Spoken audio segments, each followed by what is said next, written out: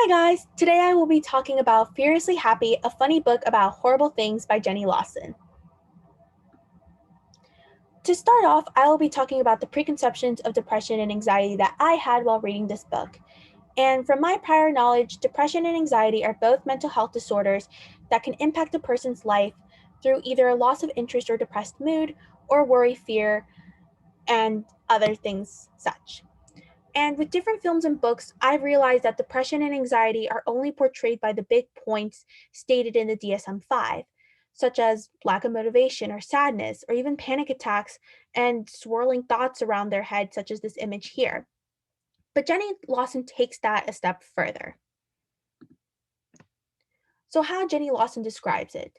So, in this book, it's actually her memoir of different times of depression, anxiety, different therapy sessions that she's had, and different opinions on medication that she's taken for her mental illness.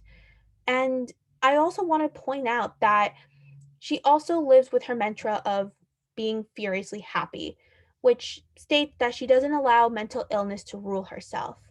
And throughout the presentation, I will be going more in depth with how she deals with her depression, anxiety, as well as her chapters dealing with therapy and medication. Depression for anxiety. Depression is like when you don't want cheese anymore, even though it's cheese. And you're probably wondering, what in the world does that mean?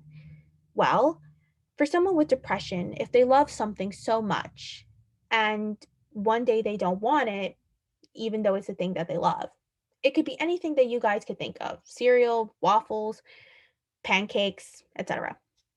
And she describes depression as a demon living with her and consistently being with her and her surviving with it, which leads on to my second point is that for her, depression is a form of survival. There's no cure for it and there's no healing towards it.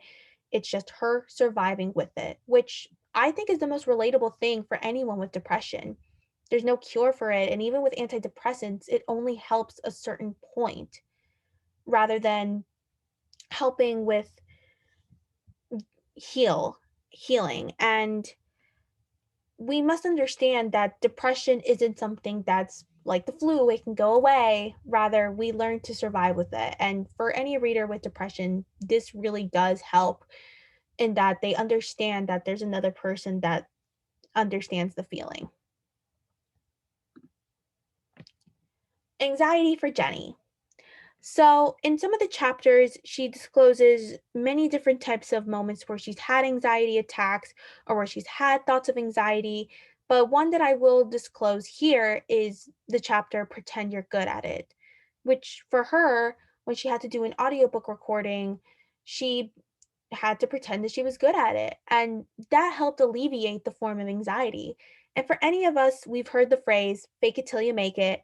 And for any of us with anxiety, that's a day to day construct. It's something that helps us cope with whatever social event we may be in or whatever event that we may encounter in that gives us a form of anxiety. And we learn to survive with it, such as depression. And we learn to really fake it till we make it. And what I also loved in this book was that she was honest with the readers about the struggles with anxiety and the struggles of her anxiety taking over and how good of a mother she is to her daughter. I also love the chapters of therapy and medication. Jenny Lawson does not belittle medication, and she shares her opinions that medication is there to help you. It's not something you should be addicted to, and it's not fun, and it's not easy for the patient. And sometimes, as she says, they are the answer, and you have to have a flexible mindset towards it, which I feel like many of us don't really have that mindset towards medication. And even in her book, she is open about the sessions of what I say to my shrink versus what I mean, the comedic form of going into therapy, but then the deeper forms of therapy of I'm going to die eventually. And we've all had those topics with our therapists. We've had funny conversations with them, or we've had serious conversations with our therapists if we do go to therapy. And I feel like that's very relatable to anybody going into therapy, anybody with a mental health illness one day or all the time. And they go to therapy and they talk to their therapist about whatever the case may be.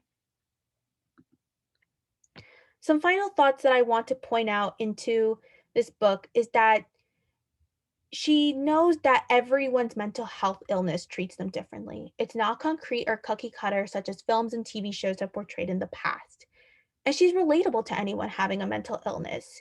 She knows that it's not easy, and she knows that it's difficult, and crazy is just right, as she states. And I want to end this presentation with a quote. We all get our share of tragedy or insanity and drama, but what we do with that horror is what makes all the difference. What we do with our mental illness, how we survive, how we cope, is what makes all the difference in continuously living furiously happy.